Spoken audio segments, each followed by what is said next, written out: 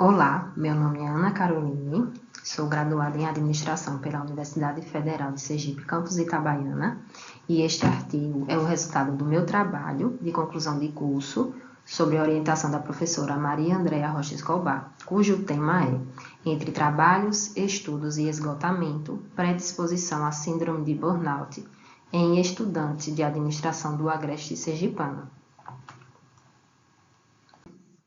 Originalmente, a síndrome de burnout foi descrita no campo laboral, no ambiente de trabalho, mas ela foi adaptada à vivência estudantil a partir do reconhecimento de que o ambiente universitário pode sim reproduzir dinâmicas de sobrecarga, competição, exigência, desempenho contínuo e fragilidade nos vínculos interpessoais. Porém, compreender e analisar o burnout entre os estudantes exige ir além da observação do espaço acadêmico em si. Trata-se de analisar também a sua relação junto com a posição socioeconômica a qual o acadêmico está inserido. Por isso, essa pesquisa torna-se especialmente relevante em contextos interioranos e socialmente vulneráveis, como é o caso do campus Itabaiana, da Universidade Federal de Sergipe. O curso de administração, que é o foco do nosso estudo, é formado principalmente por alunos oriundos de povoados e municípios do Agreste Sergipano. E muitos deles são marcados por baixos indicadores socioeconômicos, histórico de baixa escolaridade parental e ausência de capital cultural familiar voltado para o universo acadêmico. E, além disso, além dos desafios pedagógicos encontrados pelos estudantes, eles enfrentam uma rotina exaustiva que combina trabalho, deslocamentos longos da sua residência para o campus e as responsabilidades familiares. Então, tudo isso influencia para a predisposição à síndrome de burnout. Diante desse contexto, então, nós concluímos o seguinte problema de pesquisa. Quais são os níveis de predisposição à síndrome de burnout entre os estudantes do curso de administração de Universidade Pública do Agreste Sergipano e de que forma o acúmulo de funções e responsabilidades externas pode contribuir para esse quadro.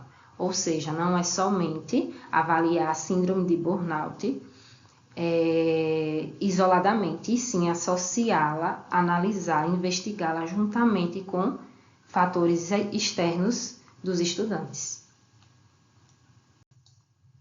Nosso objetivo geral é investigar a predisposição à síndrome de burnout em estudantes do curso de administração de uma universidade pública do Agreste Sergipano, considerando não apenas os indicadores psicométricos, mas também o contexto ampliado em que os estudantes estão inseridos.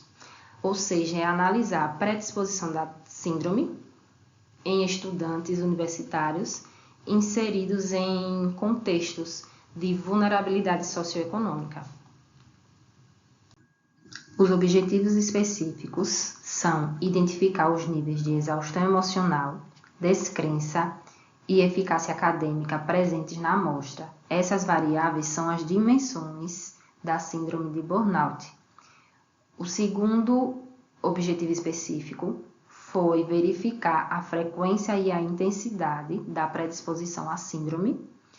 E, em terceiro, refletir sobre como a sobreposição de papéis e responsabilidades, como trabalho, estudo, cuidado familiar, sobrevivência econômica, podem afetar diretamente o bem-estar desses estudantes e sua permanência na universidade. Sobre a metodologia, a abordagem adotada foi a quantitativa, de natureza descritiva, transversal e de campo. O instrumento utilizado na pesquisa foi um questionário estruturado através de um método survey. Esse método survey é utilizado para coletar informações quantitativas de um determinado grupo de pessoas. Com relação ao tratamento de dados, primeiro os dados foram tabulados em planilha eletrônica e, em seguida, eles foram analisados por um software estatístico chamado SPSS. Feita a análise nesse software, foi feita uma estatística descritiva para caracterizar a amostra sociodemográfica, seguida por uma análise fatorial AFE, com o objetivo de verificar a validade da estrutura tridimensional da síndrome de Burnout, que é a exaustão emocional, descrença e eficácia acadêmica.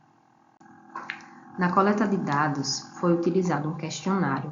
O questionário foi dividido em 2 blocos, certo? O primeiro possuía as perguntas para avaliar as variáveis sociodemográficas e o segundo possuía perguntas para avaliar a síndrome de Burnout, a incidência da síndrome de Burnout nos estudantes acadêmicos.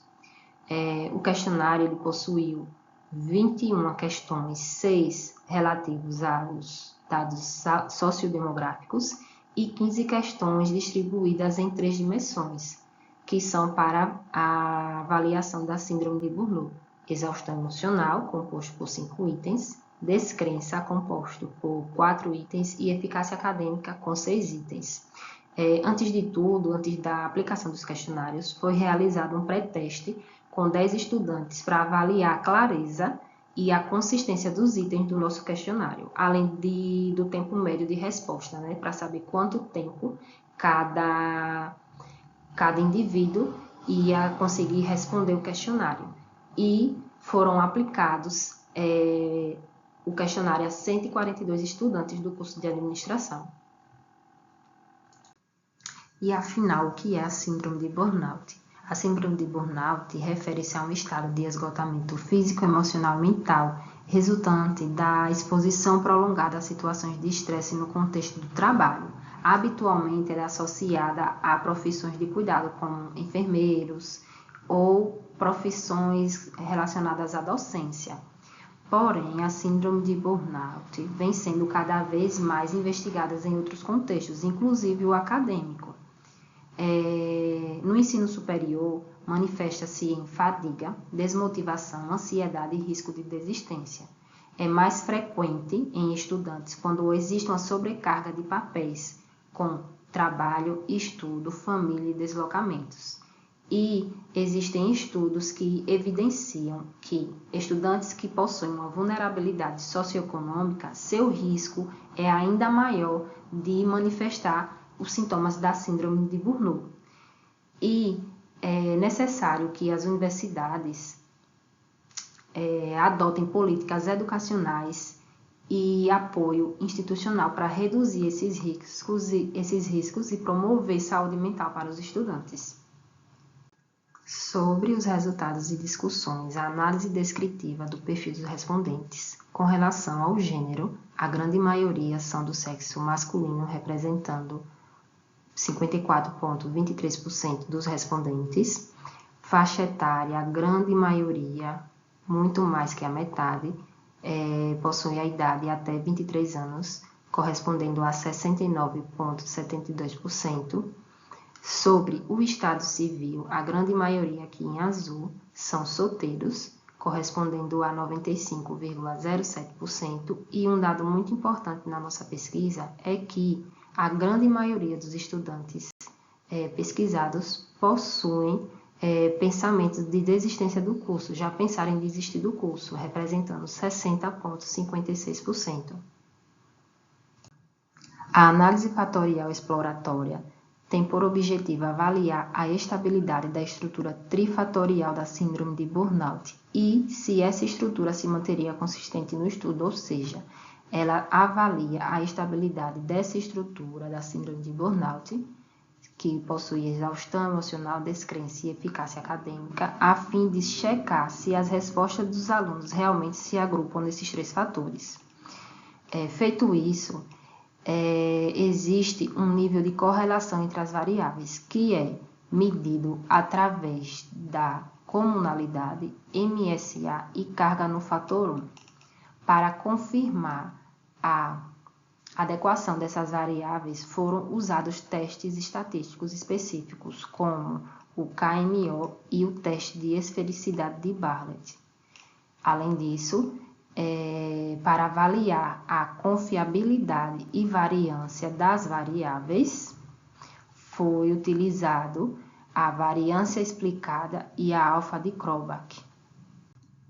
A primeira dimensão da síndrome de burnout, exaustão emocional, foi mensurada através de 4 itens no questionário. Quando perguntados sobre o esgotamento emocional no final de um dia de aula, foram apresentados níveis elevados com 65,5% dos respondentes. Estudar e frequentar as aulas também apresentaram níveis elevados com 45,1% dos respondentes. E, quando perguntados sobre esgotamento ao enfrentar um novo dia de aula, também foram apresentados níveis elevados com 52,9% dos respondentes e resultados moderados nessa pergunta, quando foram perguntados sobre os estudos, se os estudos os deixam completamente esgotados, com resultados moderados em 40,9%. A segunda dimensão da síndrome de burnout, descrença, foi mensurada com 4 itens. Quando perguntados sobre tornei-me menos interessado nos meus estudos desde que entrei nesta universidade, 19,7%, 28% dos acadêmicos, indicaram que experimentam esse sentimento com frequência. Tornei-me menos interessado nos meus estudos, apresentaram resultados moderados, com 35,9%, 51% dos acadêmicos.